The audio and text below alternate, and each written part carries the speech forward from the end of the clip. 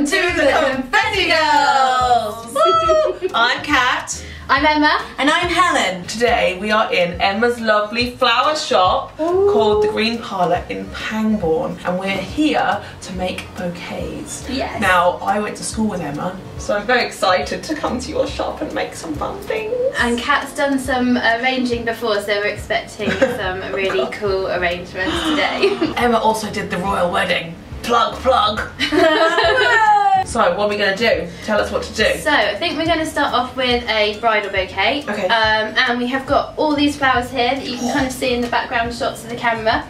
Oh my goodness. All of these? All of these? All of these. We can use anything you want. And I'll show you the basics, and then you can just kind of get creative and do your own thing. So you want some greenery to start with, because we quite like quite natural bouquets, not too forced. And you want some round flowers, which we call our focus flowers, like these guys here. The anemones are really good, or roses, or hydrangeas. And then you want some spiky bits as well, because otherwise, if you have all round stuff, it looks a bit like a blob. And if you have all spiky stuff, your eye doesn't like focus in on any flowers. So you want a good mix of both. The flowers are picked. What do we do? You want to start off with some foliage. There's loads of different ways you can do a bouquet. I'm going to show you the best way, and it's going to give you a looser bouquet, so it's not going to feel like, you know, those horrible rose domes. Well, no, not horrible, they're not to my taste. Traditional rose domes. Yeah, we want to step away from the traditional, I think. Yeah. So we're going to use some foliage first to create the base of our bouquet. If you are right-handed, you arrange in your left hand. Ooh. And if you're left-handed, like me. You're left-handed, aren't you? Yeah. Oh. The left-handed people are the most creative. Oh, That is a wow. well-known fact.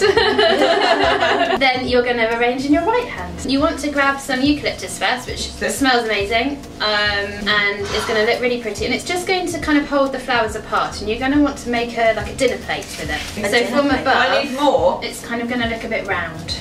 Like that. Oh, okay. This way. I was trying to make a dinner plate like that. So Helen's gone for like super wild, which is cool. Yeah. The biggest bouquet in the universe. Yeah. I think it's the biggest bouquet in the universe. I think you can tell a lot by a person's choice in size of. Yeah, so this is going to kind of hold all your flowers in place. So it's almost like, think of it as the scaffolding to your bouquet. Okay. So you want to like make sure that this is kind of stays kind of loose and not too tight. So as you're holding, it's perfect. And then we're going to use just a tiny bit of this other eucalyptus, because it's good to have a little bit of texture. The less you kind of think about it sometimes, I mean, it takes us about 45 minutes to an hour to do a bridal bouquet, but sometimes like the less you think about it, the nicer and more kind of natural your bouquet looks. So if you're going for like a barn wedding or something super. You're having a barn wedding? I am. Now you can put in some of your, what we call the filler flowers. So like this lemonium here is a filler flower. I've got some dusty miller that I'm going to put in. Is that the ones that don't have big heads? Yeah. Okay. So like, and you just want to kind of snap bits off, and you're thinking about like creating a nice loose dome. Loose dome. Loose dome is what you're aiming for. Right. Now what? Now what do we put in? So I'm going to go for my lilac. So you've got a lilac, which is cool. This is this white thing here. Oh, okay. Yeah. You can get them in purple and like a lovely pink. You could use your hydrangea. Should I pull the leaves off this? Or? Yeah, I would do. Otherwise, it's going to make your hand like really chunky. That's a good position. It looks good. I don't And know. then like one there. Over maybe. here? Yeah. Okay, cool. So next, you want to put a bit more of your like filler flower in.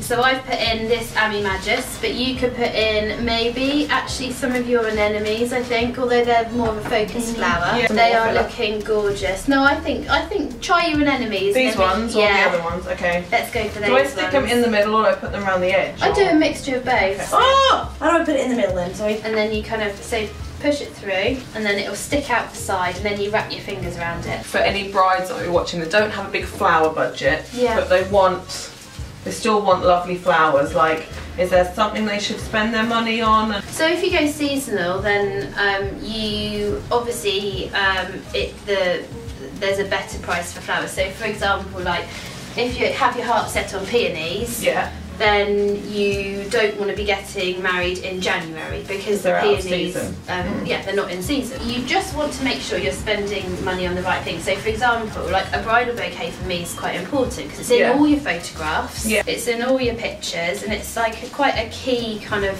part of your day. So I would always have fresh flowers for a bridal bouquet, but then you could have some empty vases on the tables to hold your bridal bouquets afterwards, so you don't have to like so like repurposing. Yeah, absolutely. Also, if you're into things like succulents, they're really cool to have on the tables, really cost effective. So there's loads of ways you can save money. I think it's really difficult because you see these amazing pictures online. Like on Pinterest. Yeah, and they've maybe actually only got one table that looks like that. Or maybe it's a styled shoot.